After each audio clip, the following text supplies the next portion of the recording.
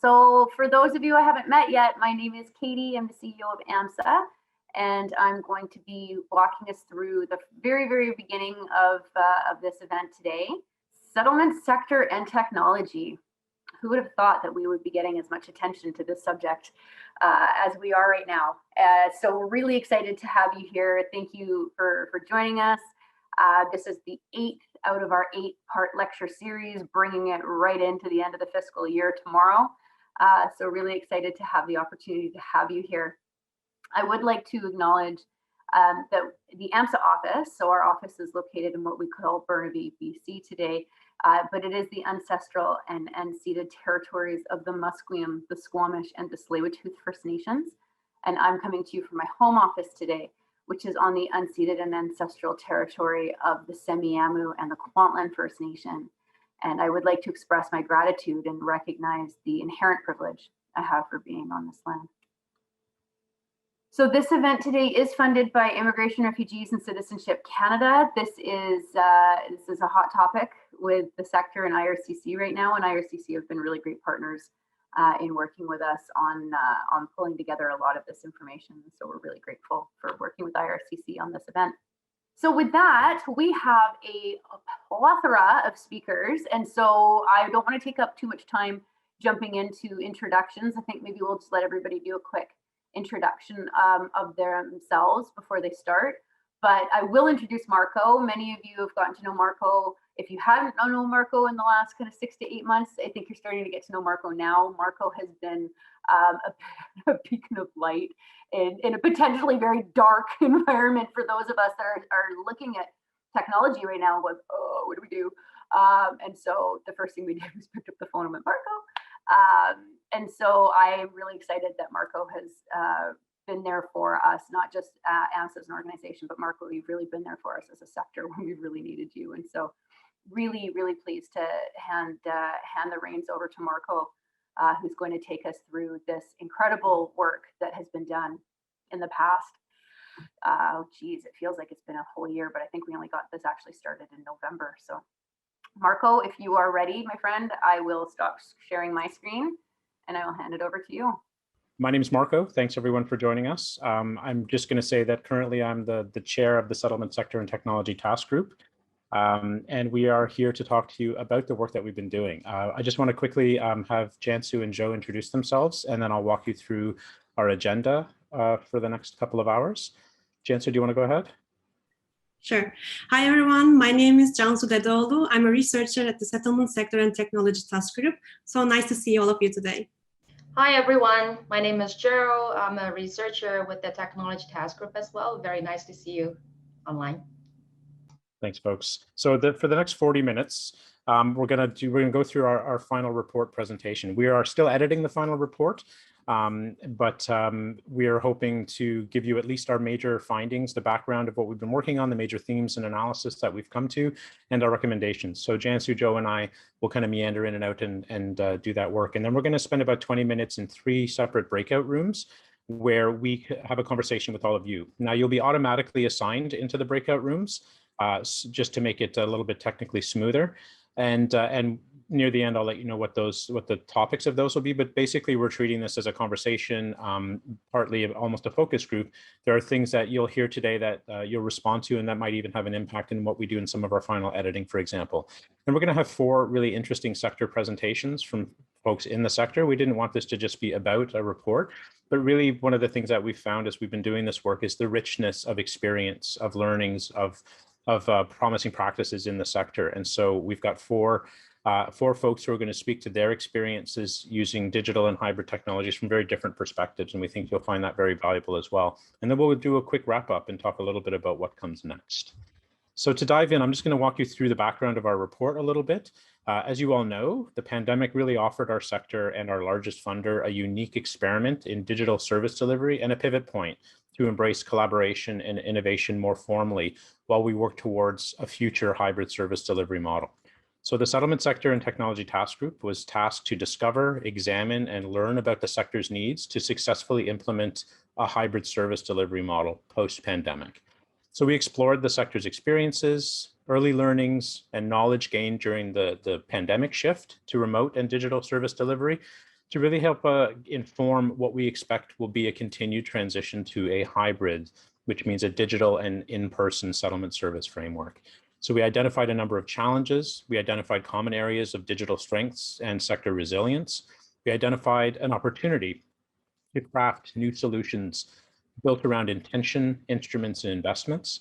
And while the pandemic was the tipping point for a uniquely comprehensive and all-encompassing conversation about digital and hybrid service delivery in our sector, in many ways, our work was in some ways the formal launch of a sector consultation to really operationalize and have this conversation for the long term.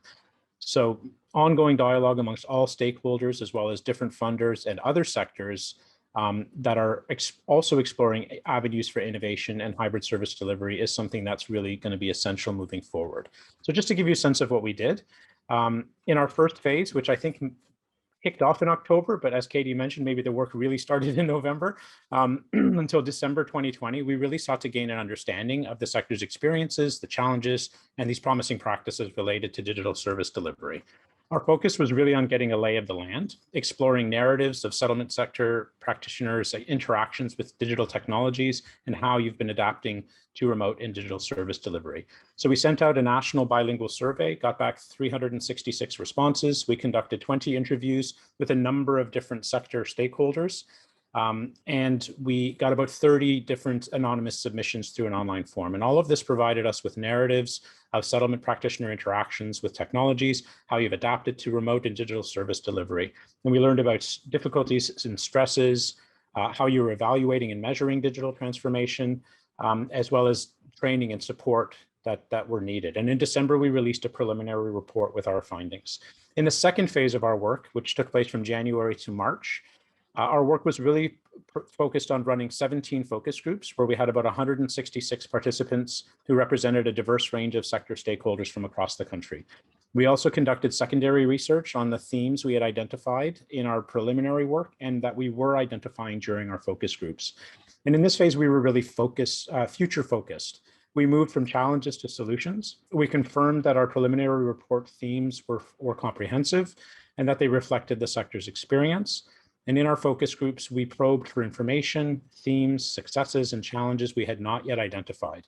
And most importantly, we sought sector input on what needs to come next. So as we've been analyzing focus group and interview input, our secondary research included an extensive survey of reports, evaluations, and publications produced by a variety of public, private, nonprofit sector initiatives, universities, and other relevant researchers to provide additional evidence to explore and support our emerging themes. And speaking of which, let's get to it. I'd like to hand over to Jansu and Joe to give you an overview of those themes. Thank you, Marco. In this section, I'm going to briefly share some conceptual approaches to hybrid service delivery models. So pivoting to online service delivery with the COVID-19 has been hard, but it also provided an amazing learning opportunity and insights into what future service models may look like in the settlement sector. We identified hybrid service has been a part of the education system for many years in the form of blended learning. And an organization that supports adult literacy education professionals outlines blending learning as a combination of face-to-face in classroom and technology-mediated learning using devices such as computers, smartphones, tablets, and other mobile devices. These devices may be provided by the programs itself, or learners may be free to bring their own device. Blended learning in adult education is not only about the use of tools and resources, instead it's a way to think about program and curriculum development, including learning design and delivery. In other words, hybrid learning is not a quick fix for the service providers. Instead, it's a client-centered approach that combines the best of in-person and remote learning with synchronous and asynchronous methods with digital engagements to enhance and accelerate learning to meet diverse learners' needs. In short, it is an integrated online instruction with some version of in-person activities that blend pedagogically valuable manners. It provides learners with voice, choice, and agency. So our literature review suggests that blended learning should not be seen as simply adding some form of technology to practice of learning and teaching. It requires thoughtful planning, new approaches to instructional design, and a number of pedagogical shifts and skills. Settlement sector moving to a hybrid model will need to focus on specific elements to ensure the clients and service providers have what they need to be efficient and effective. Commonwealth of Learning reviewed some of the key elements that organizations began to think through before designing, delivering, and supporting blended learning programs. The 5 elements of hybrid learning are: number 1, technology access, which is optimizing both the physical and virtual learning space for learners and service providers themselves. A critical first step is to know which resources are available to your learners. Is there a limited bandwidth or unreliable internet connectivity or lack of devices such as laptops or smartphones? Once you are clear about access, you can choose learning activities with the technology in ways that allow all to participate equally. Number 2 is design, evaluating the core concepts in the curriculum, determining and designing instructional methods, materials, and assessments that can be personalized to meet each individual client's needs. Number 3 concerns the safety and security, create awareness of cyber risks and ensure security interventions against unethical learning practices. And number 4 is skill development, support, and training. Both learners and instructors must have digital literacy and competence with technology applications. And finally, number 5 is motivation. So that's creating synchronous and asynchronous experiences that utilize a variety of strategies to ensure that students, learners are engaged and they are active participants. Up next, we will explore how the sector defines hybrid service delivery. Thank you, Shansu. So in my part today, I'll be sharing with you the sector voices based on our interviews, focus groups, and sector input forum, that analysis to enrich the discussion around hybrid service delivery and digital transformation. So the definition of hybrid service delivery model based on our data, which is from the sector, is really referring to 3 basic pillars, which are options, opportunities, and integration. Options underline various service delivery methods, such as some of them could be fully digital, some of them could be a combination of online service and in-person service, some of them could be face-to-face purely in terms of service delivery. Since March 2020, we know that service providing organizations have been progressively adapting to the changing service delivery environment, as well as adopting suitable ways to meet clients' needs. A pandemic really provides spaces for this exploratory practices and seek ways to integrate digital technology and digital devices to better serve clients. And possibilities really emerge from this process to explore these suitable ways to further create localized best practices to enhance program delivery effectiveness. And integration means to some programs, a hybrid service delivery model has no geographic restriction. And this notion also combines the components of possibilities and options, and it promotes the consolidation between individual, institutional, and social levels to collaboratively endeavor hybrid service delivery sustainability. Up next, Shansu will share with us some service review on baseline in hybrid service delivery. Thanks, Jo. So our research found that in order to embrace a successful hybrid service delivery experience, organizations need to have a digital transformation approach. At the heart of digital transformation is the notion of digital strategy, which can be defined as a plan of action for the adoption of institutional processes and practices to transform the organization and its culture to effectively and competitively function in an increasingly digital world. Digital strategy enables organizations to reimagine current service models and implement a new way of engaging its people, technology, and all the work processes.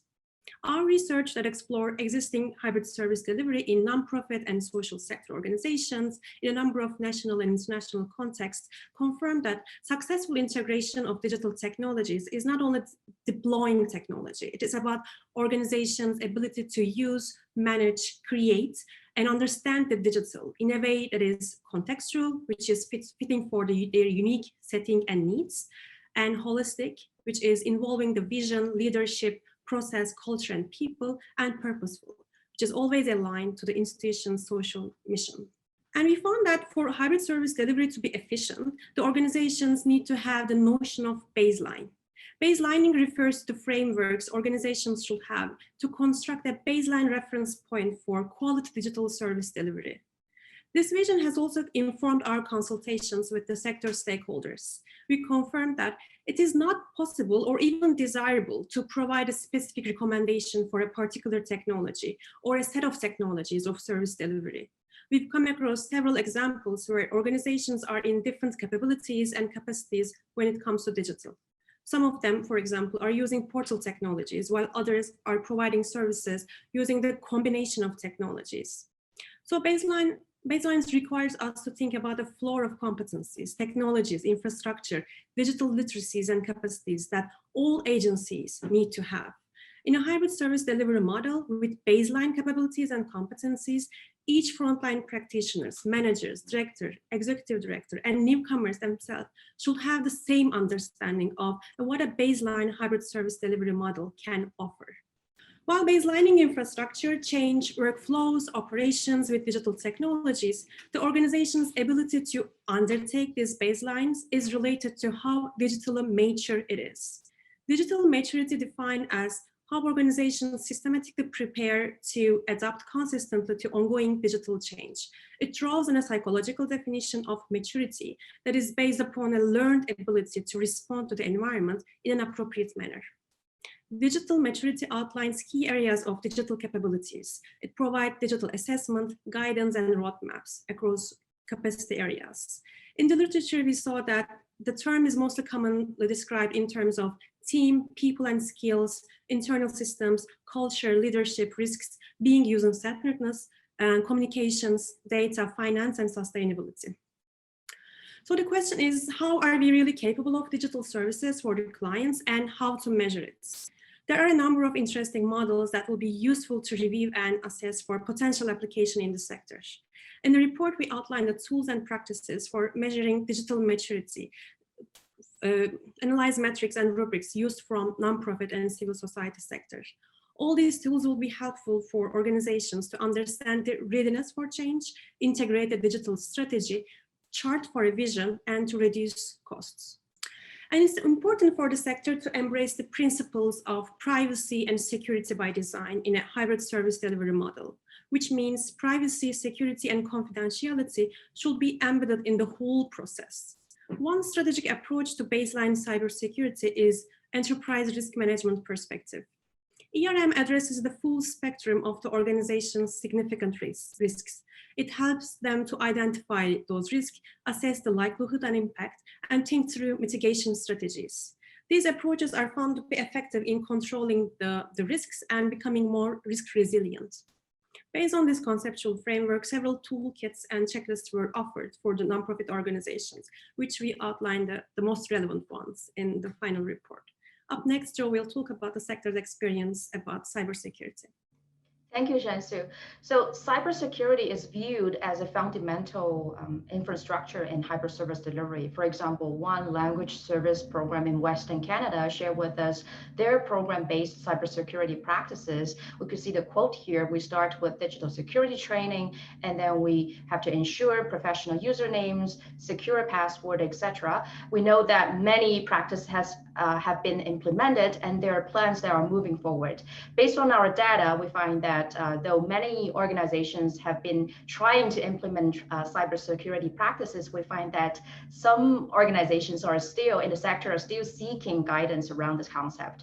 Cybersecurity intervention needs to be more comprehensive and holistic, and it is a collaborative effort that requires all pieces in the sector to ensure the degree of virtual privacy and confidentiality or security maintained. It also involves a process of reciprocal reflection that constantly revisits related practices to make sure digital safeguarding is a sustainable act. So there's a concept in terms of the baseline and standardization. Standardization has been established by the organizations in the sector themselves. Since the pandemic, we know that many organizations have been holistically adopting program-based flexibility, accessibility, and reliability in selecting the most feasible digital devices and technology to interact with clients and staff themselves.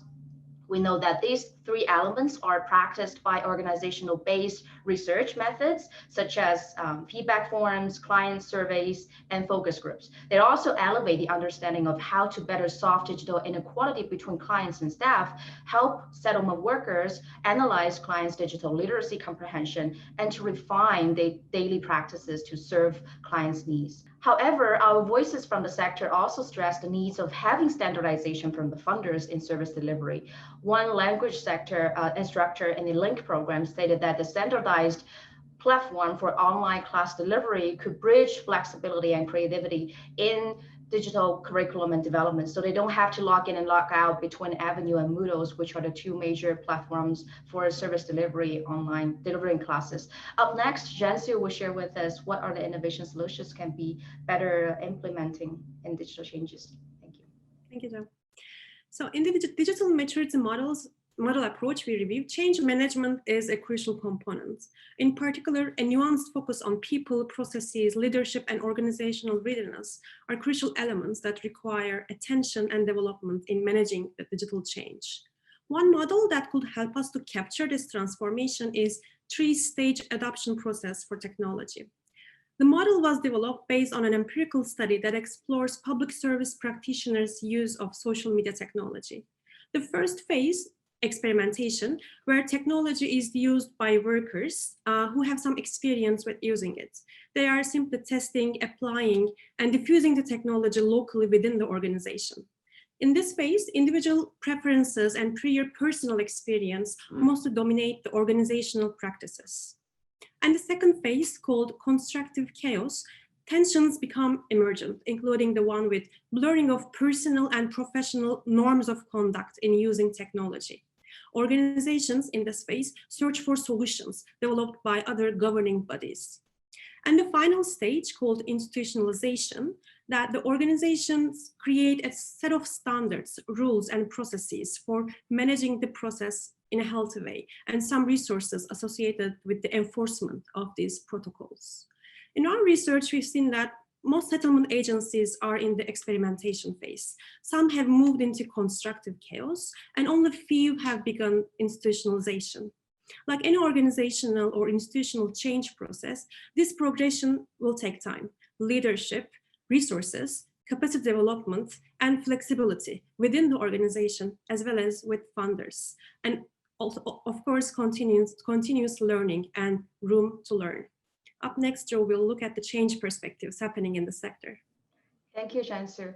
So we found that two layers. One is called change management in database. This is really we can learn from the sector as well. So one respondent who served as a digital specialist in a employment program really stressed their program had integrated the Salesforce system to manage client virtual participation. This integration of Salesforce system can cut down manual tracking process of attendance and also help immediately add clients' information regarding different workshops they have attended.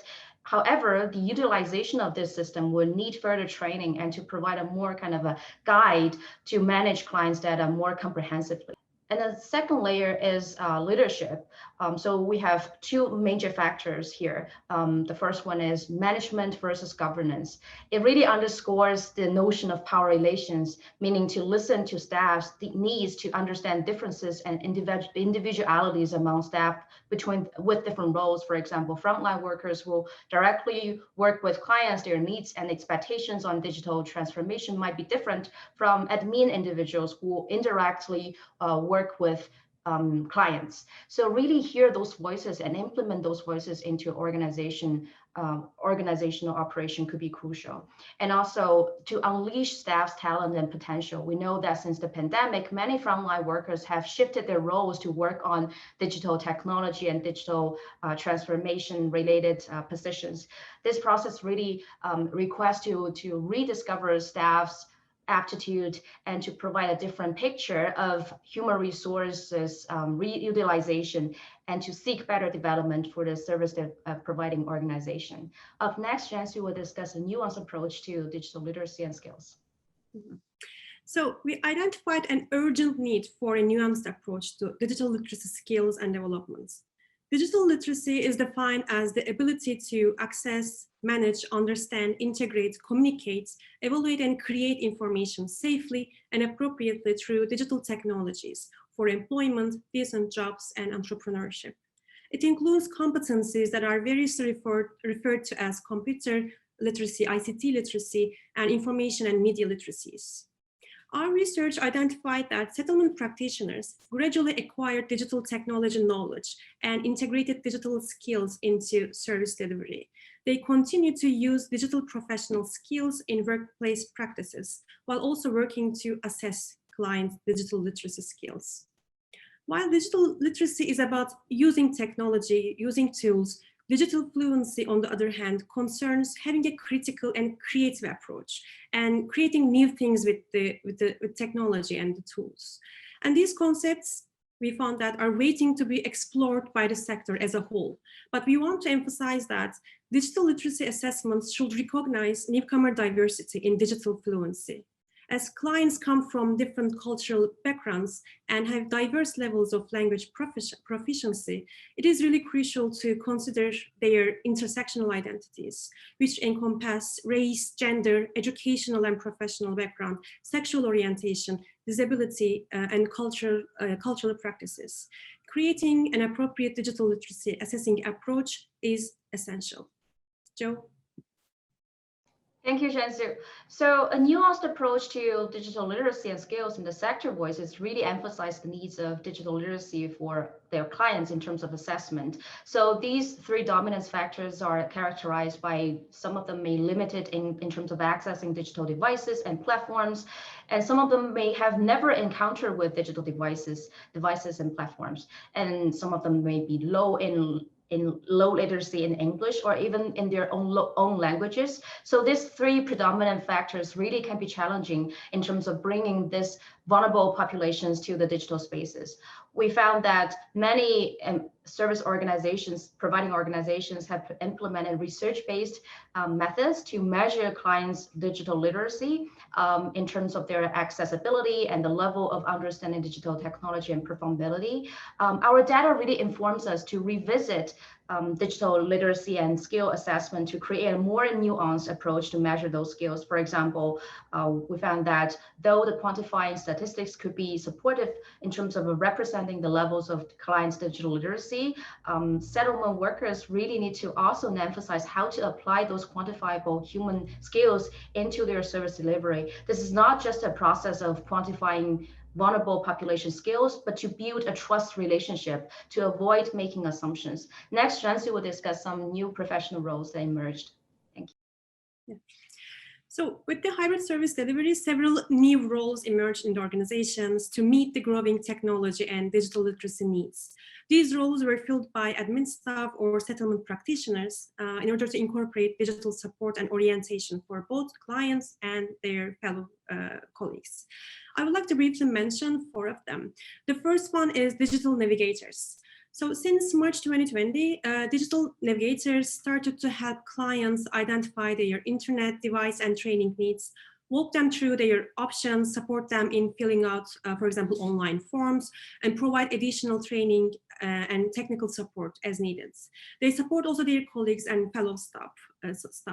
Our research also showed that the concept of digital navigators and their roles also rapidly developing in healthcare sector.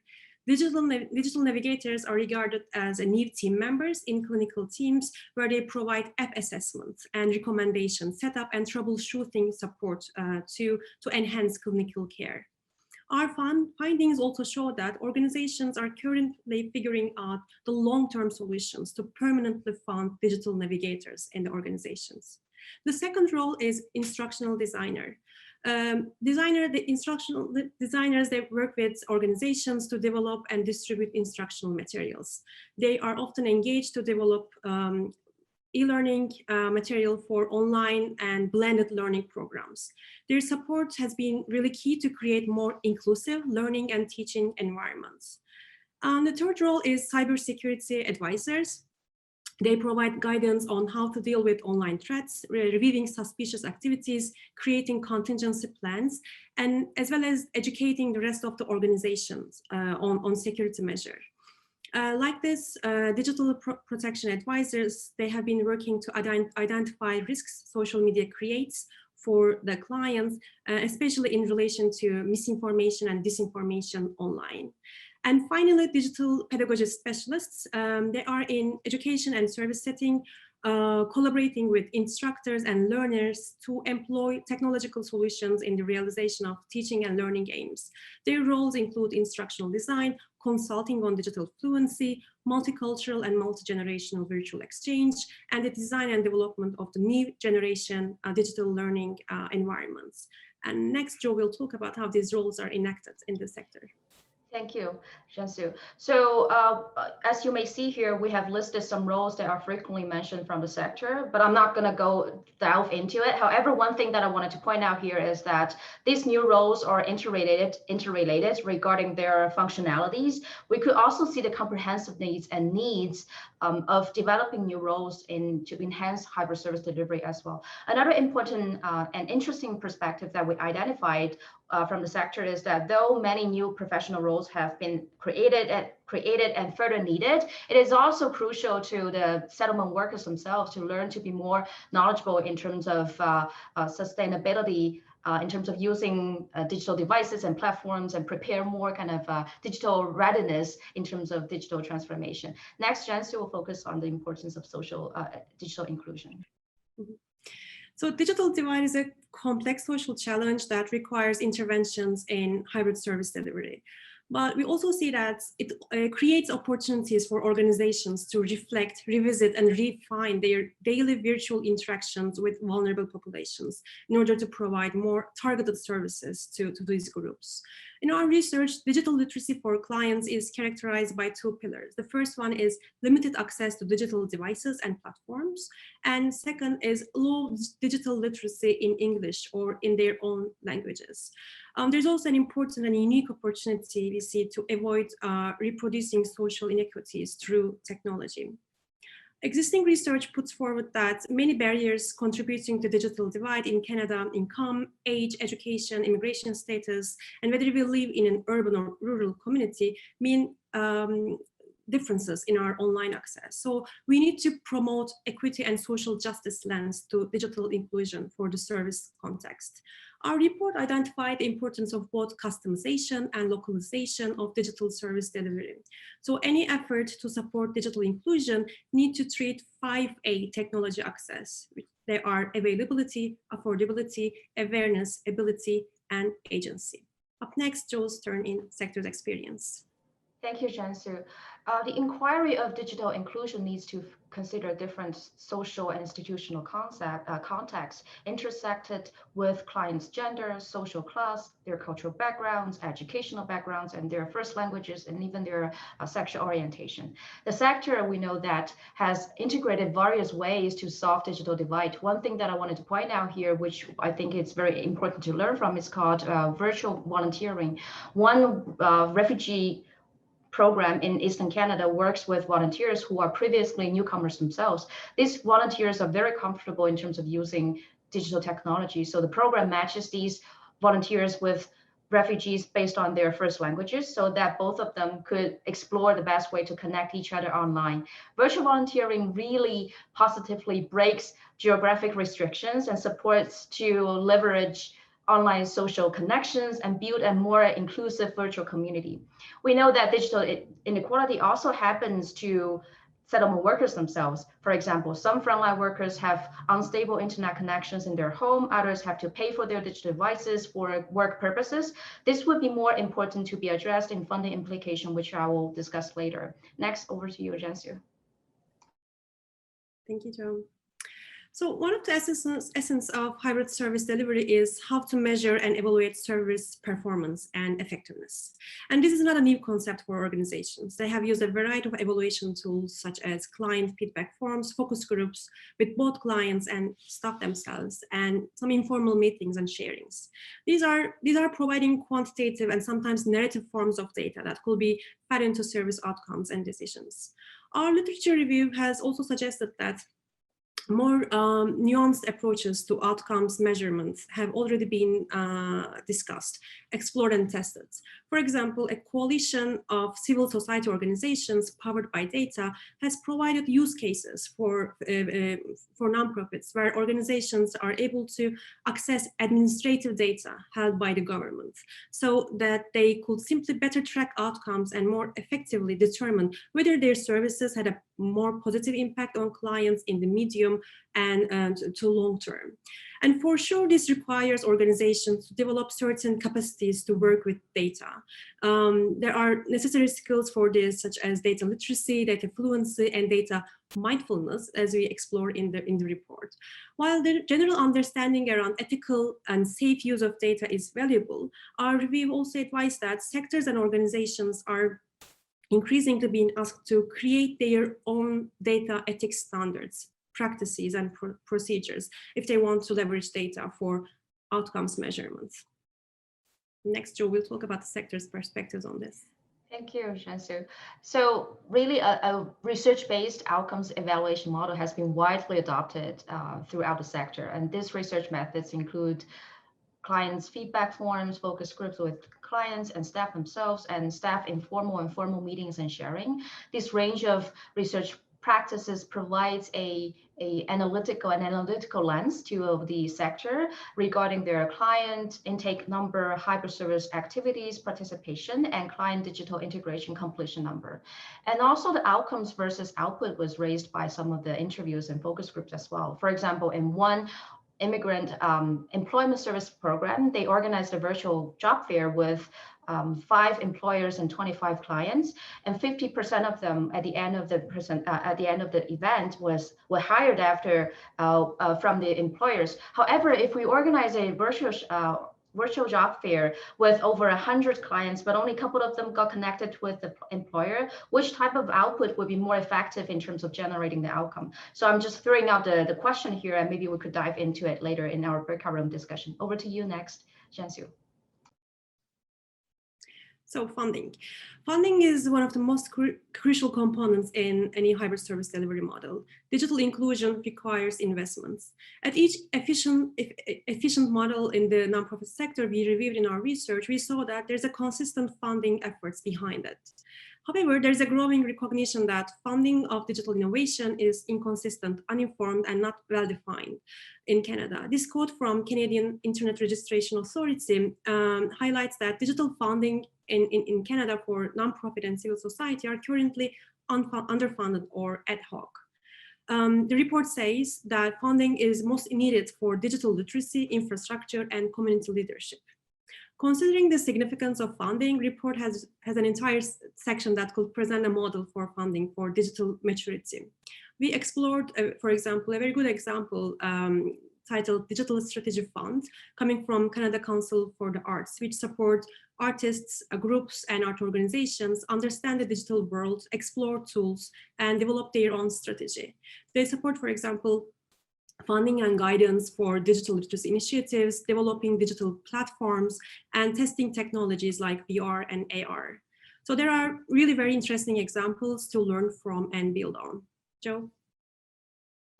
Thank you, Jianxiu. Funding implications from the sector's voices really echo the definition of hybrid service delivery model we mentioned earlier in this presentation, which includes options, possibilities, and integration opportunities. For example, the format of hybrid service delivery should be reconsidered because some program would fit in more kind of online service delivery, some may not, and some would consider a blended service mode. And also the consideration of renting costs. Does digital service delivery mean no renting costs at all? And also digital divide amongst clients and settlement workers themselves, as I mentioned. And so the tensions and complications between opportunities, options, and possibilities of integration should be revisited to provide a more diversified format of hybrid service delivery.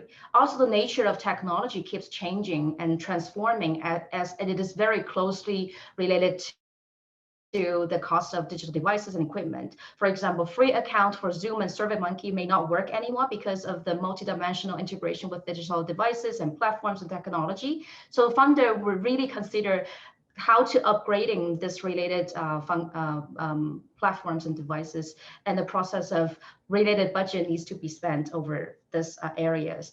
And also some of the vulnerable populations we need to consider as well. For example, temporary foreign workers in the rural areas and international students in high student receiving cities in Canada. Up next, Jansu will share with us what we could learn from other sectors in digital transformation. Thank you, Joe. So we saw that several questions and concerns raised by the settlement sector about digital service delivery seem to be shared by virtual care stakeholders. Virtual care can be defined any interaction between patients and or members of their circle of care occurring remotely and using any forms of communication or information technologies with the aim of facilitating or maximizing the quality and effectiveness of patient care. This breakthrough offers significant opportunities to not only modernize care delivery through interactive services, but also to increase access for those living in rural and remote areas where physicians are not always accessible. And this is not something new for Canada. Canada was an early leader in the advancement of virtual care with the use of telephone technology to offer virtual consultations to remote locations in the 1970s. This means that there are many guidelines, policies, and procedures in this virtual care space that we believe the sector could benefit from in terms of especially the privacy, security, evaluation, consent, and risk management online. And I will leave it to Joe to talk about the sector's perspectives around positive practices. Thank you, Jansu. As we interviewed practitioners, not only within the sector and outside of the sector in different sectors as well, so we really have captured some innovative solutions and best practices from healthcare organization, community health center, and also employment service organization as well. Here we have listed 3 innovative implications that the sector could really learn from. Considering our time for the presentation, I'm not going to go through it one, but we could unfold them later in our discussion section. I'll give the floor back to you, Marco. Thank you both very much for all of that. So our recommendations for IRCC in the sector are ambitious. However, in order to move an entire sector together towards a hybrid service delivery model, they're also practical. What's outlined in our recommendations is not unique to the sector at this point. Every sector, industry, and institution in every economy is going through this process right now at the same time. So our recommendations are centered in both the sector perspective as well as the promising practices, evidence, evaluations, frameworks, and models active already in our sector and beyond. We have a lot to learn from each other, but also from others. And to build a hybrid service vision and capacity, what we need for sure, as you're hearing, are resources, support, different funding models, and relationships, trust, space, and time. And there are some threads that go through our findings around digital equity, around the sector's resilience, and the notion of baselining, which you'll find, which has been covered and explored comprehensively by Jansu and Joe. So while we're still finalizing our final report document, these are our current high-level recommendations for the sector and for IRCC. And one is to develop a specific roadmap to support this transformation towards hybrid service delivery.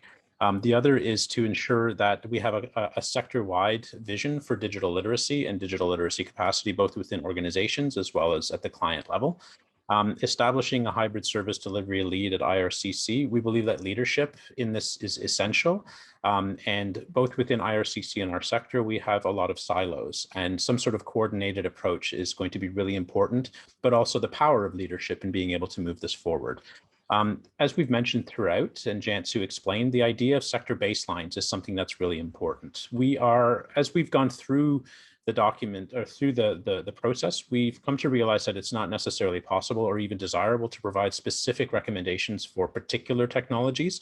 But we are understanding, as we talk to the sector and we see other sectors and other research, is this notion of these baselines, these floor of competencies need to be established and funded adequately in our sector. Along the lines of that, and this is not a new recommendation by any stretch, but a national sector capacity building approach that incorporates knowledge mobilization and sharing. We've heard this many times, and numerous folks here are proponents of the idea of we need to share better within our sector and across the entire sector, as well as with other sectors at the same time. And as we've talked about, sector nuances need to be taken into account. And that's not just the specifics of some of our client profiles, but also the notion of regional, small centers, rural centers, large organizations. There are a lot of nuances in our sector that have to be taken into account as we move through this process. So in order to provide a roadmap for our recommendations to move the sector toward hybrid service delivery, we've created sub-recommendations in each of our main recommendations, and we're framing them in a now, next, and later framework. Now means that this work should begin immediately. Next suggests more of a medium-term focus, and later means a longer-term, perhaps more intense and evidence-based work such as that's going to be generated by upcoming SDI-funded projects is probably required, and that will take more time.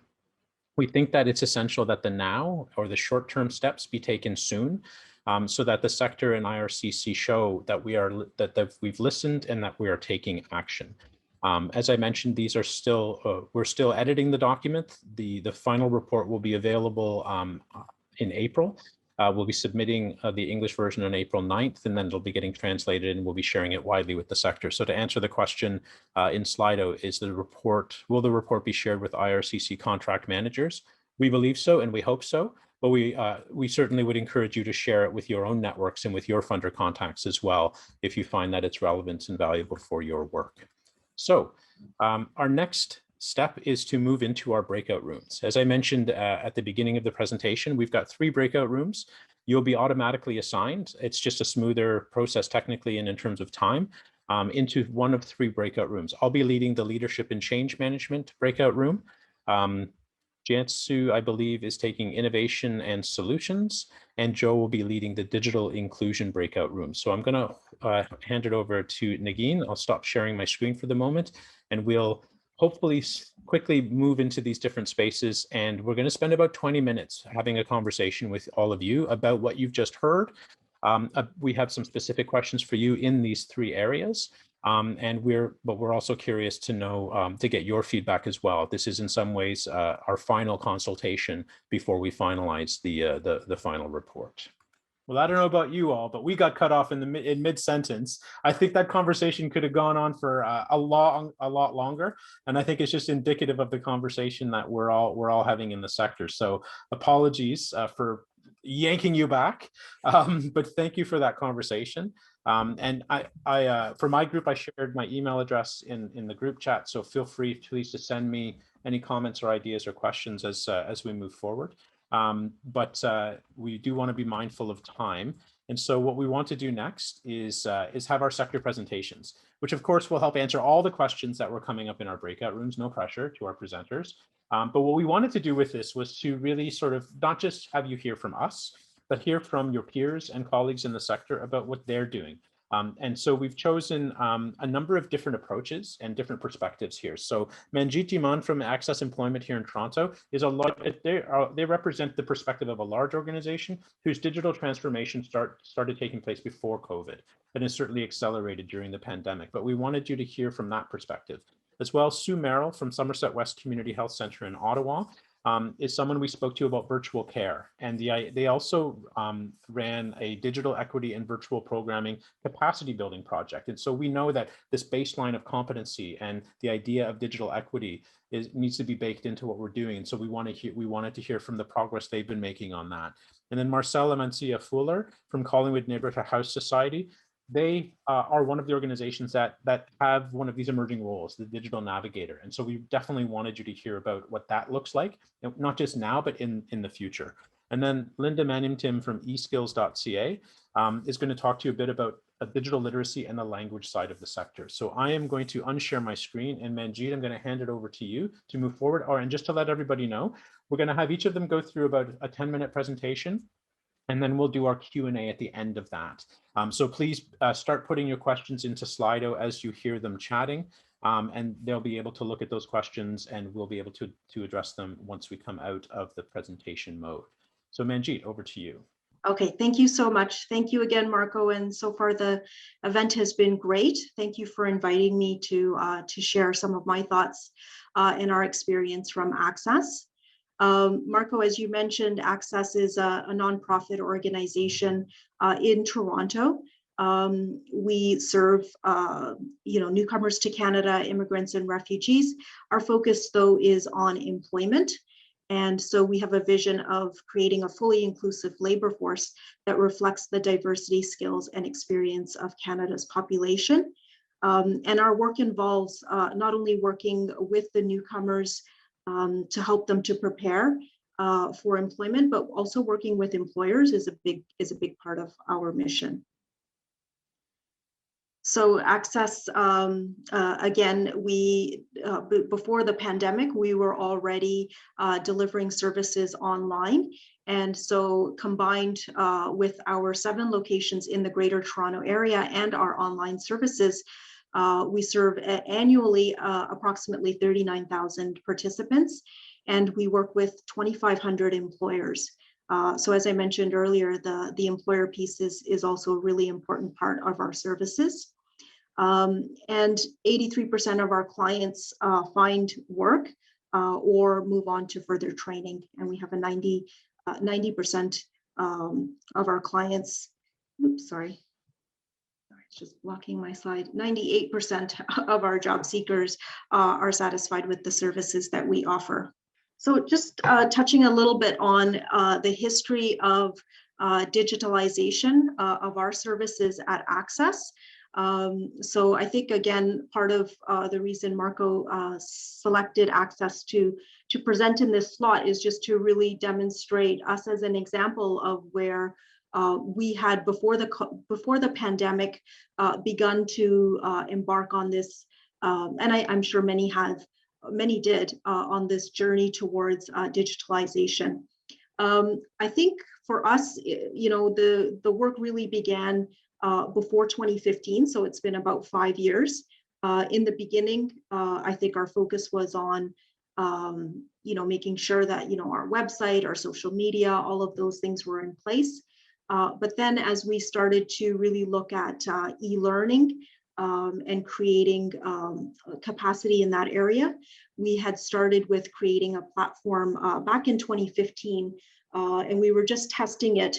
And I think that capacity was what enabled us to be successful in a call for proposals back in 2015 for pre-arrival services. So that's one of the places where I would say our online capacity begins. And because this was such an important part of our strategy, we were also looking for other sources of support and revenue as well. So in 2016, kind of at the same time, we were able to secure a corporate grant from Accenture, which really helped us to again, take what we were doing with the pre-arrival program and start to really build it out to something that could be used across the organization.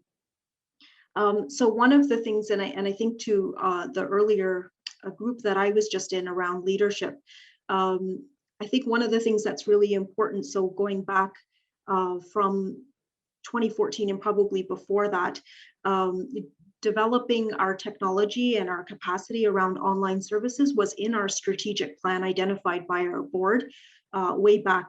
And so we knew it was there, and we needed to kind of figure out how we were doing it.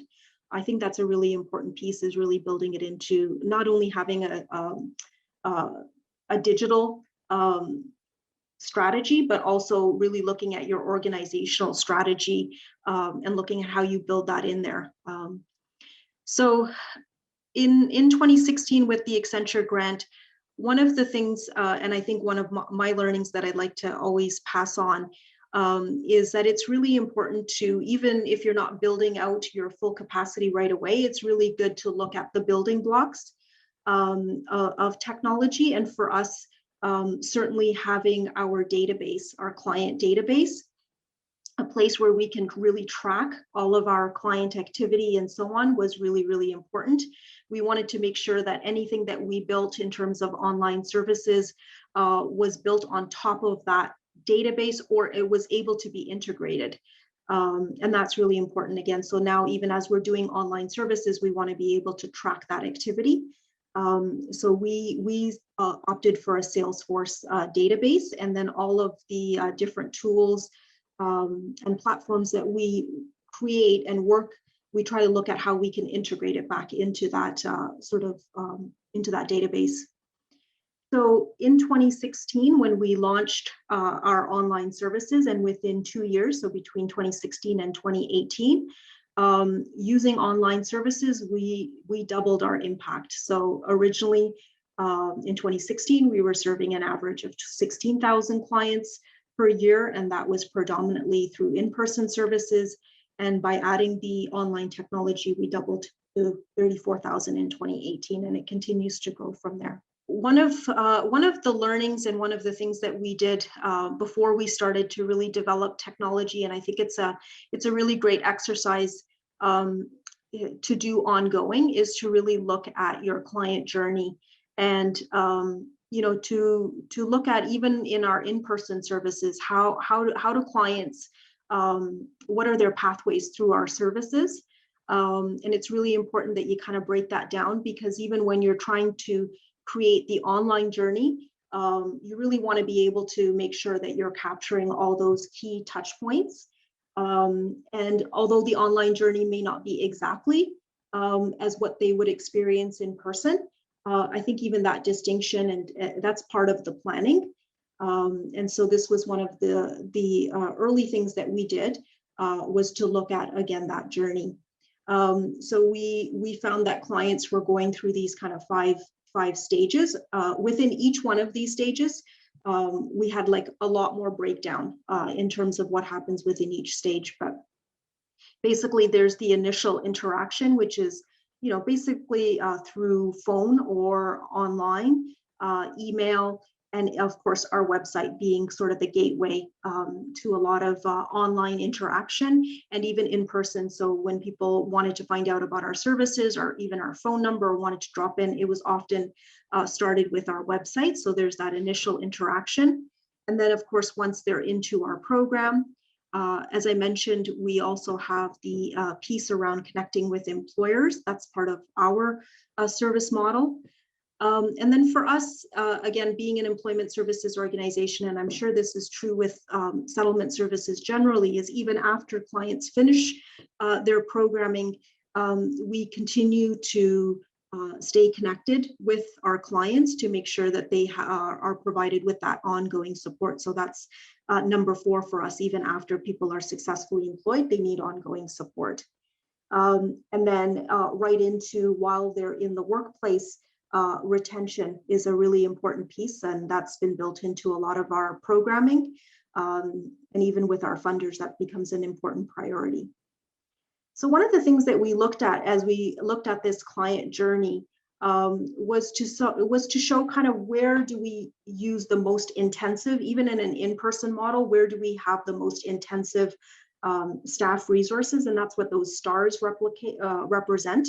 So you can see certainly in phase 2 and 3, that's where we've got a lot of our staff resources, and then in the other areas, it's a lot less. So again, we're counting on our website and phone numbers and so on to support in those areas.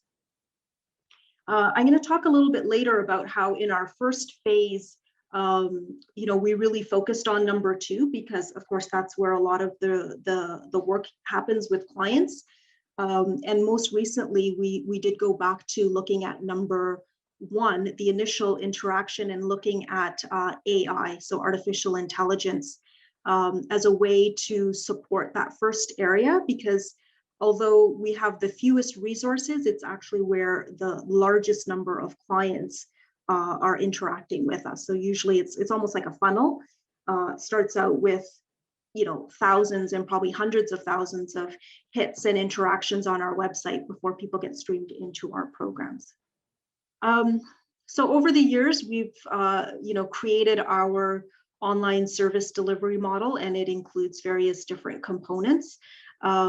Just for starting with the 100% online programs, again, that starts with our pre-arrival program, as I mentioned earlier.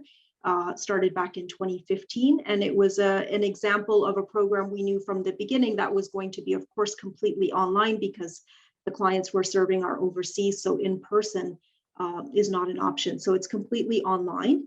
And we then, once we had that program well underway, we started to use that model for other programs that we deliver that are province-wide or pan-Canadian as well. A couple of programs that we created back in 2016, 2017, following that model. Just don't want to go into this in too much detail because I know I have limited time, but again, some of the, the core tools that are really important, it's at the bottom there, the IT business infrastructure. So Salesforce was, again, for us, a central part, but we also have other things, of course, our Office 365, and we now use a telephone system that allows us to create a virtual call center as well. All of those things then need to feed into, again, tracking of our online services. Mentioning again the asynchronous versus the synchronous learning. We have different programs under each one of those areas. Synchronous, of course, is a little bit easier in terms of, especially since COVID-19, I would say we've had to shift all of our programs online. And so using the webinar tools and having online classrooms and so on has been how we've sort of gone into online services. But the asynchronous is where we've also put a lot of effort over the years, is creating what we call our e-learning platform. And I'm going to talk a little bit about that. And the e-learning platform allows our participants at their own time and pace to use online services. So these are really the e-learning modules that they can access on their own. I'll also touch on a little bit later about the self-serve online and how we're using our AI-powered chatbot and our website, just with a lot of the resources that we have so that clients can access those pieces. Just wanted to mention that in addition to all of the systems and supports that we have in-house, so that would be, for example, our e-access, which is an access feature, as well as our learning management system, and of course the virtual conferencing tools. We do have external platforms that we just purchased licenses for. So a couple of the examples are LinkedIn Learning, Brazen, which is an online platform for hosting job fairs and mentoring. So again, this is not something we created, but we just purchased the license for. And Spark Hire, which we use in different ways, not only for us as an organization to do online interviews, but we use it with our clients as well to practice interview skills and things like that. So these are existing platforms that you can purchase. So one of the things I wanted to mention that in addition to developing the actual infrastructure for e-learning, content, the e-content becomes something that's really important and takes a lot of resources and planning. So that would be something for consideration. This is just examples of all of the e-learning content that we have developed. Just want to touch base really quickly on, again, Vera, which is our virtual attendant. This is integrated into not only our website, but into all of our online learning pieces. And again, it allows more of an interactive experience with our online experience. Just wanted to mention some of the challenges that we face. So although we had the infrastructure in place, I think some of we also experienced some of the same challenges. So although about 30% of our services were online, another 70% were completely in person. So that transition and that pivoting that everybody is talking about happened at AMSSA as well. So there was a lot of change management, purchasing of hardware, technology, laptops, and for everybody to be working remotely. And then we ran into the same issues where, we had to look at client preparedness. And in some of our programs, and depending on the needs of clients, looking at their access to the technology, be it the internet or even the equipment. I think just in the interest of time, I'm going to end it there, but this was just to show that we've done our own internal survey to look at how staff are doing. And again, in keeping with some of the findings that Marco and his team highlighted earlier, we're seeing the same thing with our own staff in terms of their own comfort level with different platforms, their need around training and so on. And of course, measuring is a really important piece, as I spoke about earlier. Okay, I'll end it there. Sorry for taking more than my 10 minutes, and I'll pass it back to you, Marco. Sorry, Manji. Thank you so much. I know I think each of you could probably run an entire webinar on your experiences, but Sue, I want to hand it over to you. Please feel free to share your screen and share with us your experiences. Okay, thank you. I'll be quite quick. Thanks again for having me. I'm a bit outside of the settlement sector. I work for a community health center called Somerset West Community Health Center, and our model of care is that we provide a range of services, including primary care, but a whole bunch of other supports that touch on all the social determinants of health. So that includes counseling, that includes children and youth programs, supports for seniors, food security, you name it. We're multi-service, multi-support. We're catchment based, meaning we serve a neighborhood. However, our center is in the heart of Chinatown in Ottawa, Ontario. And so we've developed regional, like citywide supports that are linguistically and culturally adapted to very certain communities. So for example, we have a whole range of those supports that are offered in Chinese and in Vietnamese and in Cambodian. And recently we've expanded that to be doing more culturally adapted mental health supports for the African, Caribbean, and Black community throughout Ottawa. We also helped start a newcomer health center that is a specific center in conjunction with the settlement organization. So we have a real focus on equity, and we serve a lot of the members of the immigrant community, of some of whom are accessing settlement services and some who've been here for quite a long time, including refugees, newcomers, and those without health care. So just to position you why we're here,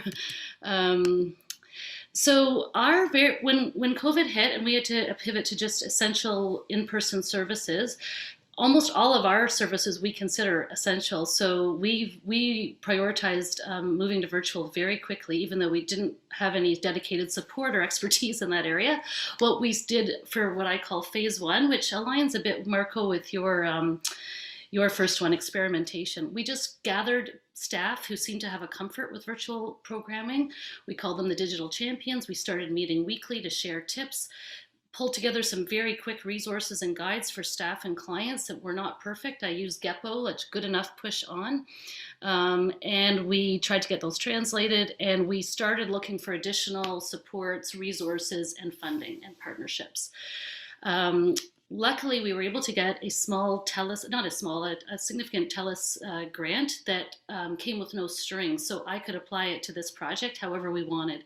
And based on a very quick needs assessment with staff, we knew that we needed more training, more engagement, and more time with someone who really knew what they were doing. So we hired a consultant who did a fuller needs assessment with all the teams, and we really focused, because that grant wasn't enough to get a lot of devices into the hands of clients. We knew that was a need. But we decided that with that amount of money, we were best to focus on supporting the capacity of our staff. So we expanded what we called a community of practice. So beyond the group of champions, we started inviting all staff who did any kind of virtual service delivery to join us. And we shared tips, and we organized a series of digital cafes. So they were interactive, informal, practice-oriented trainings. And the reason we did that is because we knew any staff who wanted to watch a video on YouTube could go ahead and do that, but most people weren't making the time or didn't feel comfortable or know. So we wanted it to be interactive and practice oriented. And it was cross team, so that helped break down some silos. We also learned very quickly that we also had a digital divide within our staff team, and so we offered one-on-one coaching where staff could reach out to the consultant directly for coaching. And that was really important, so people could get the coaching for where they were at. Finally, we did a design lab in anticipation of getting some funding for devices to distribute to clients on like all the different complexities of the barriers clients faced. And we did what we call a client journey or a client profile. And we came up with a few of our sort of a fictional case of a client and mapped out what the barriers they would face and what would be some strategies to overcome those barriers, so that when we got the money to be able to get devices, we would have a plan in place. So luckily, we were able to secure more funding to do that. And by then I had really learned just how much work all this took, the project management, the client support, the convening the staff. And given that we were all doing this off the side of our desks, I embedded in these grant requests and asked for client coaches and staff coaches. And that has really made a huge difference because now we have a small team and some of the client coaches speak other languages. They have relationships and trust already with the clients, but they have a savvy that they can, I pay them extra outside of their regular front line so that they can provide specific digital equity support and training and support to clients. So through this phase, we're just kind of ending this phase now. We're we identified the needs for priority groups of clients, and we identified those who were most disproportionately impacted by COVID. So people from newcomer, racialized, and ethnocultural groups, isolated seniors, and those from the homeless and precariously housed community. We worked with partners to procure devices and data plans. And we, because we were in a lockdown when we finally got the devices and we couldn't provide one-on-one support even outside in the middle of winter, we set the devices up with TeamViewer, which is an app that we pay a subscription for so that we can access people's tablets remotely and help support remotely. We also developed and translated plain language how-to guides for clients, and we developed a handbook for staff with all kinds of tools, and it's an iterative handbook. So that distribution and support is ongoing, and as a result of all these phases, we've now distributed over 170 devices, either tablets, Chromebooks, or phones, and we have data for most people at least until the summer. I wanted to just highlight very quickly some of the key learnings. One is that I think, you know, you came up with the 5 A's. We sort of talk about 2 A's, the access and adoption. Very early on, we received a donation of tablets, and we were so thrilled, but we had no idea just what was involved in trying to get those out to people, and then how the challenges clients would face in using those devices. So that was a huge learning, and what we've only just really been able to address more fulsomely in phase 3. But what we've also seen is if we can take the time to really coach clients and do that adoption well, that's the digital literacy part, we really can increase access for so many of our clients, especially seniors who, even if in-person services resume, a lot of them have said they would be nervous to attend until fully vaccinated. So the big learnings are that we really need time, support, and tools to successfully pivot to virtual care. Staff, this is another whole job for frontline staff, and they need time built into their work plan. They need the support from the organization. And then for the organization to do that effectively, we really need to dedicate some resources to project management and technical expertise. I think what we now know as what I would say heading into phase 4, which is maybe the institutionalization, is there will be an ongoing need for us to have digital equity, I'm calling navigation supports, and I think we're moving into the privacy and security supports now. We're starting to see that we need to tighten up on that now that we're out of the very beginning stages. We need to really frame up our risk management and our policies and our training for staff. And so this also, all these new positions and supports, they're all cross-team. They don't fit in our normal organizational structure. So we're going to need to look moving forward, how do we embed these roles in our existing structure? I think that's it. Oh, next steps. I guess the big learning is that really true digital equity requires a collective impact approach to be fully impactful. We're doing what we can at the community level and at the service provider level, but ideally we're just one of many pronged approach. And we know that we need to be doing more advocacy with governments and with telecommunications company to make broadband and devices more affordable, more accessible, to have more digital equity funding specifically for this work. So we're part of a Alliance for Healthier Communities that's leading the charge for this work in Ontario, and they're in the process of developing a digital equity playbook that we'll be contributing to and hopefully benefiting from. And we've learned at the Alliance from some of these other organizations in the UK and the Charlotte Digital Inclusion. They came and spoke to a webinar we had, and we've learned a lot from them. So I think that's very quick, a lot of information quickly, but that's been our journey so far. Thanks again for having us here.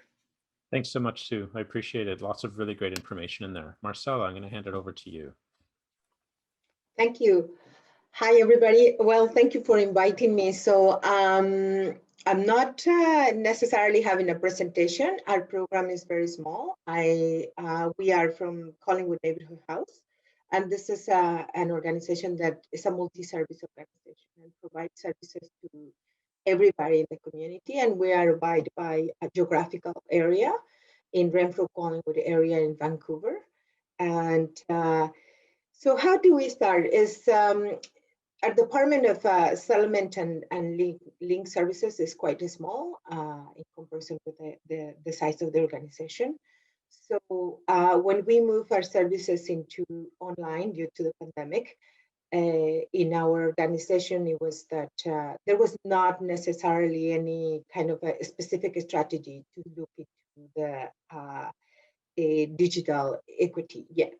So we are an organization that is so based on service in person, and our main role in the community is to develop those strong, meaningful relationships with people. And then the only way that we were doing it was in person. So when we went into digital world, it was a huge impact for us. However, going through that process, it was that we start to, the organization started to see the highlight of those needs of digital equity in not only in our department, but also in our organization.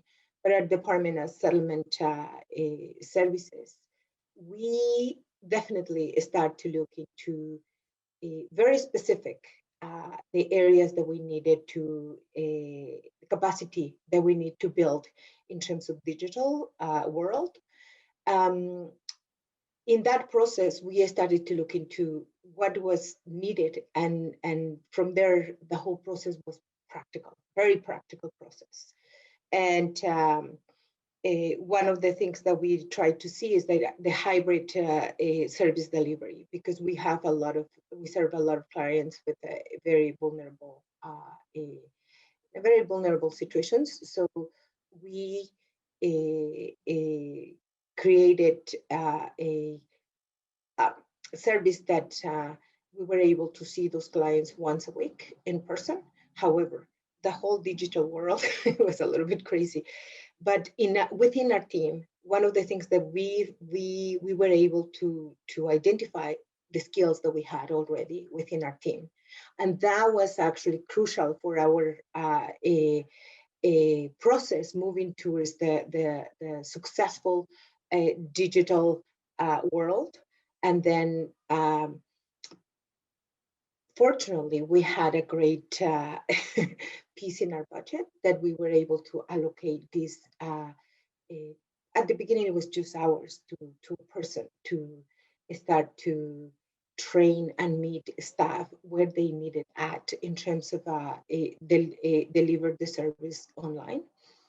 However, quickly we realized that it's not only staff. So now what we're going to do with the clients, and the clients is not only the soft skills, but also the hard skills and the technology that they needed. So I have to say the IRCC was really quick in supporting us in acquiring equipment, and that was for us a huge step forward to support staff and also clients. So the digital navigator started to be really active in terms of delivering the training, and these trainings were delivered individually, meeting the client and staff where they were at in terms of digital skills, and that happened regularly, and also assessing what was needed, and then working as a team, settlement workers, supervisor, and the navigator, what type of training we need, not only with the settlement, but also the link students individually, making sure that the tools that we had available at that moment were going to be used successful, and then also the training is that to happen individually. And one of the things that we identified was also that it was very much needed to deliver the training in first language. Then again, the teamwork, the navigator also able to speak already 2 languages, and then we had to involve other staff as well to support the language piece. So I think the whole report talks about the intersectionalities, and this was one of the, it was very, very important to recognize immediately, and how we were going to deliver the training, but not only that, but also develop the tools in first language. So practically, the whole process has been practical, like it's so practical, meeting exactly where the clients are at. And then being a small, I think this is one of the things that we need to acknowledge, is because we are a small settlement team, we were able actually to work really closely in developing all these practical tools and supports. I'm sure for a larger organization, not necessarily would work in that way. We need to see it in a larger or broader way and picture. So over, I would say, 9 months, we have delivered over 40 individual trainings and perhaps about 10 group trainings to staff and the community. So this tells us exactly how the demand is there, the need is there, as the report also highlighted in so many ways. Our organization is starting the process of the strategic planning, and then this is one of the pillars that we need to see in digital equity across the organization. Our department is one of the major departments that is bringing this, I don't know if it's innovative practices, but maybe more clear practices that are being effective. And also we are right now in the process of conducting survey to staff and participants to see what are the skills that they have acquired so far through these trainings and these experiences, and the impact of these trainings. But also we're conducting focus groups in finding out what are the next steps, how we continue supporting the community and also the staff internally. This is going to inform us internally how we are going to move forward from here. And in our negotiations with the new contract with IRCC, we are also including this proposal of a position at this point, but how this is going to develop in terms of the whole structure in our organization. So this is where we are at in terms of our experience in exploring this position of the digital navigator, technological trainer, and where that is going to fall into the structure of the organization. This has been quite challenging lately because okay, now we need to know how we're going to sustain this piece. But I think this report is going to help us to continue supporting the whole sector. And I think when we talk about sharing tools or the toolbox and all those areas, I think this is important because we have developed a lot of materials, very practical materials that is not only based on language, but also visuals that can be used for people that the English skills are very low. So we are very happy to think about, okay, we are able to share these practical tools that we are delivering right now and developing along this way. So I think that's all that I would like to share with you. And I don't know, I'm sure there will be some questions, but for us, we're still in the process of experiencing all these things, not like other presenters and organizations, which I find really interesting how they have gone through this process prior to the pandemic. For us, I guess it's because also the model that we have in the neighborhood house, the whole digital literacy became a huge wake-up call, because now it was like oh my God, our in-person connection is not there. So how we are going to continue building those relationships and serving people through the digital world. So that was one of the huge learning experiences. But I think we are in the process of learning and establishing this direction as well in the organization in digital equity. Thank you. That would be all for me. Thank you so much, Marcela. I think what you've described is where a lot of organizations are finding themselves as well.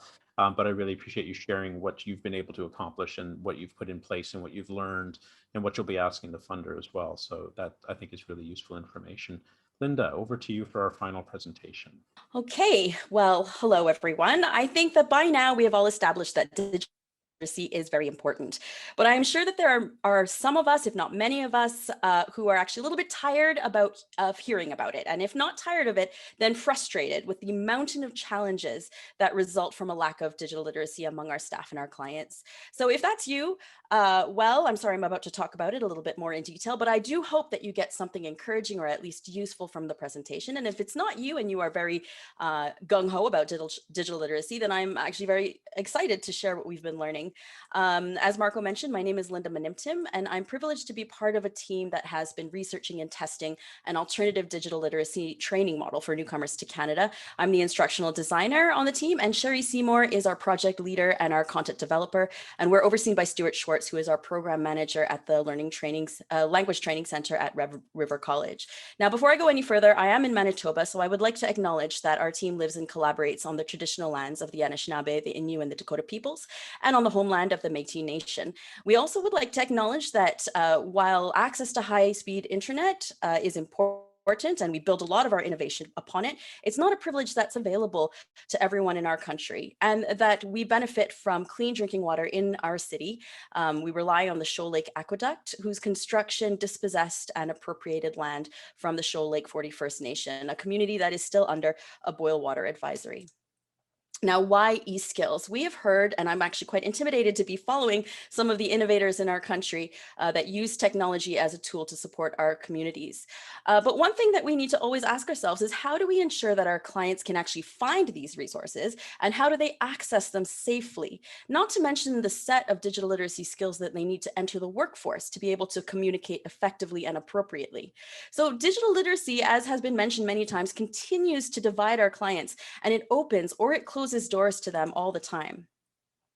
At the Language Training Center, prior to the pandemic, instructors observed the following challenges in their classes. First, language level or CLB level is not necessarily an indicator of digital literacy skill. For example, we have had CLB 8 learners whose digital literacy skills are very low, or we have had CLB 3 learners whose digital literacies is very high, even if they might not have the vocabulary to express it. So this is a challenge in language training classes, especially language lab classes, because learners might not be getting the appropriate level of digital literacy training.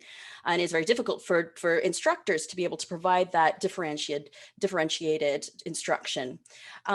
Instructors also noticed that the digital divide was widening, not closing, despite the availability and the increased access to information and applications. Our skills for evaluating these tools for professionalism and safety have not caught up to the wide range of tools that are available to us as learners or as instructors. So the objectives of this research project is to test a digital literacy training course for newcomers. We wanted it to be competency-based, and we wanted it to be self-paced. Self-paced meaning they could access it at a time that was convenient for them. They could also access it wherever they wanted to, and they could spend as much or as little time working through the activities. That model necessitated an asynchronous way of learning. And in order to maintain engagement and retention, we needed that course to also be immersive, authentic, and interactive. Another consideration in our course development is that we did not want it to be a Microsoft Word course or an Excel course. We wanted it to be not specific to any apps, learning management systems, or operating systems. We wanted to give learners a baseline level of digital literacy that would allow them to critically assess different tools in different situations. And if they weren't able to find the answer, they could troubleshoot or find appropriate resources to help them through it. So we started with theory. We did a huge literature review on digital literacy theory, and also took a look at the wonderful innovations happening across the country and abroad regarding digital literacy, and we came up or defined digital literacy from a language training employment focused perspective. So here you can see our model that we used in the creation of our course material, where we've separated digital literacy into 4 main competency areas: technology, which is to select, use, and maintain devices; productivity, which is to use diverse applications to create content; content itself, access and evaluating resources online, especially for safety and response and using them responsibly; and collaboration, to be able to communicate effectively and appropriately with others in different situations. From that model, we created a competency framework. Now this, I'm not going to lie, is a behemoth of a document, which I will share with you later. It's composed of 3 modules. The first module is use, the second is share, and the third is create, representing different levels of fluency in digital literacy. They all follow the same competency areas, but the competencies and the performance indicators advance in complexity and skill. So for example, here on the screen, you can see one of our competency areas in the first module, which would give people a basic understanding of digital literacy. And you can see that they would be able to do things like identify address bars or identify menus and hyperlinks. This is a very basic understanding of digital literacy. The competency framework also helped us when we started to develop sample training.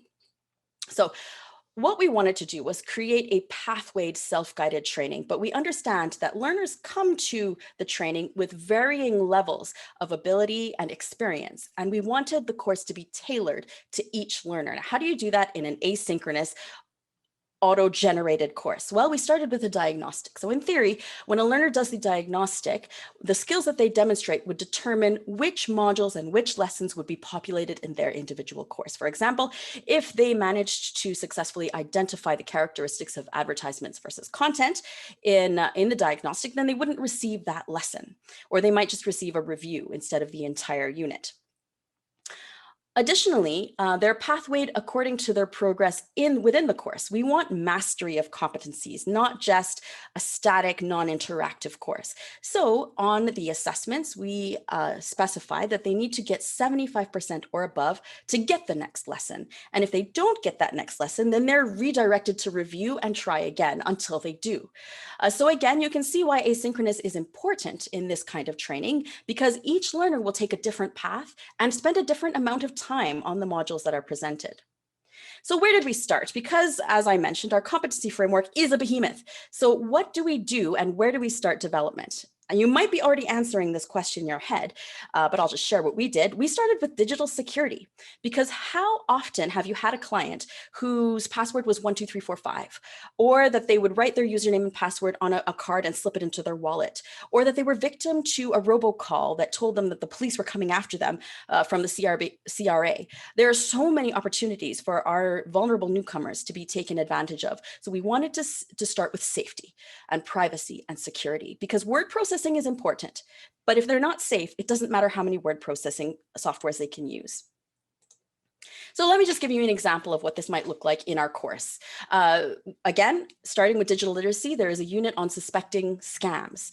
And so we would teach them strategies like resist clicking the link, identifying official help channels, identifying trusted resources, and we would to help the learners to explore this through videos, through interactive discussion forums, through practicing discrete skills within simulations. After they had collected these skills, we would present them with a simulation. Now, when you think about simulations, think about choose your own adventure. The goal is to place the learners in a simulation of a real, authentic situation that they might experience outside in the great World Wide Web, but in our safe bubble, so they can make all the mistakes they want within the safe bubble of our LMS. For example, here, they would see an email and they would have to decide what they were going to do based on the information in the email. For example, would they click on the link to verify their address? Would they contact Canada Post? Would they take a screenshot, block the sender, report the email? They choose, and based on their choice, they would see the consequences of their actions. Other activities we would present them with would be review. So sample review, again, just like a choose your own adventure. These links will be shared with you later, but they would choose what to do based on information presented to them. And if they got it all wrong, they would be directed to review the material again.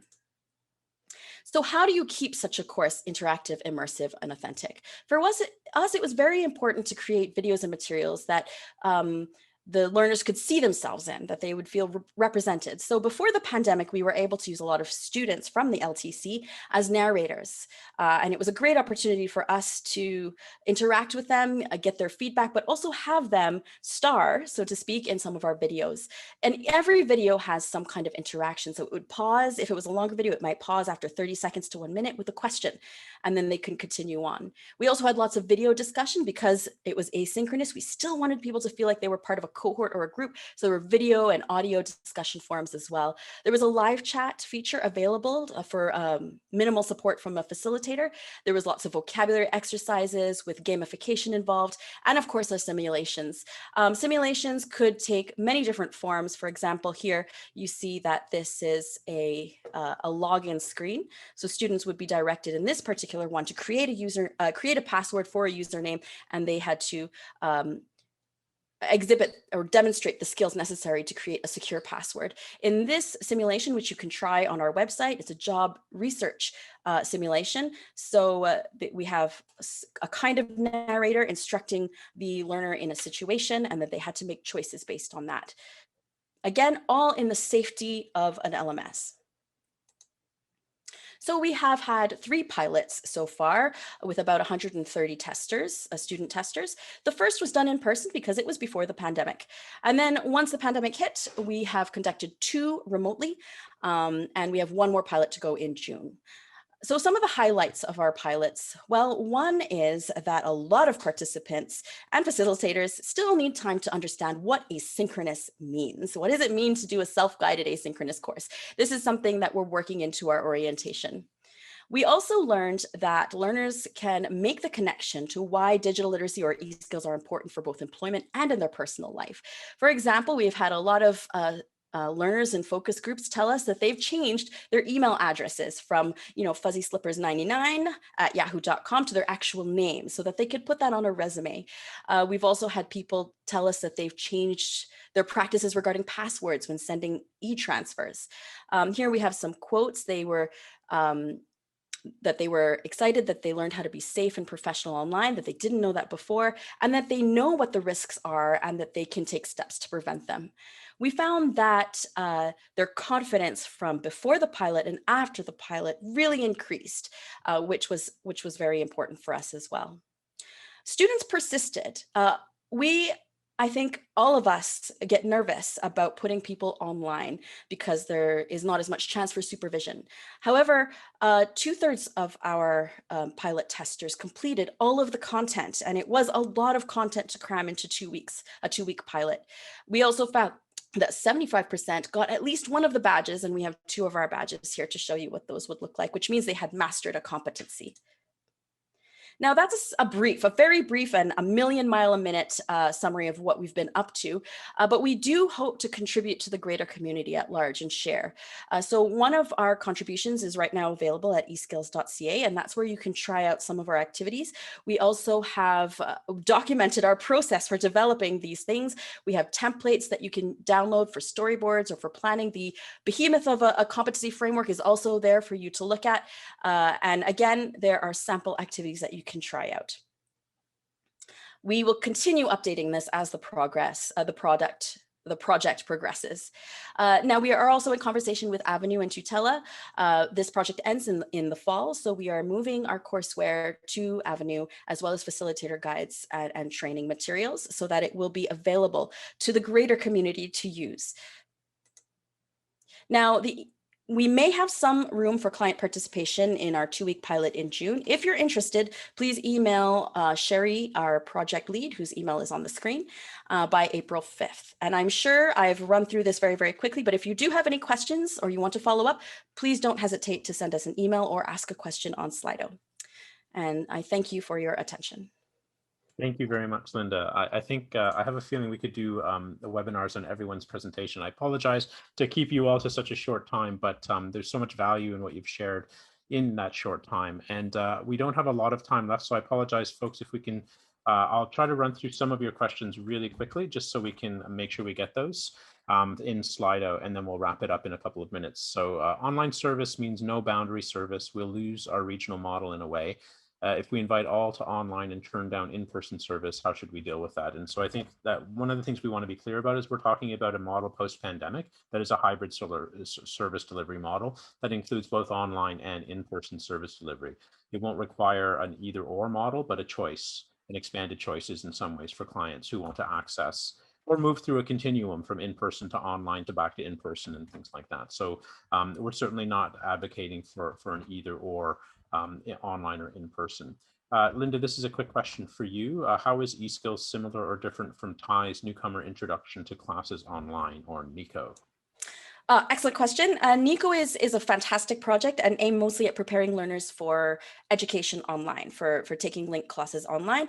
eSkills is preparing learners for employment.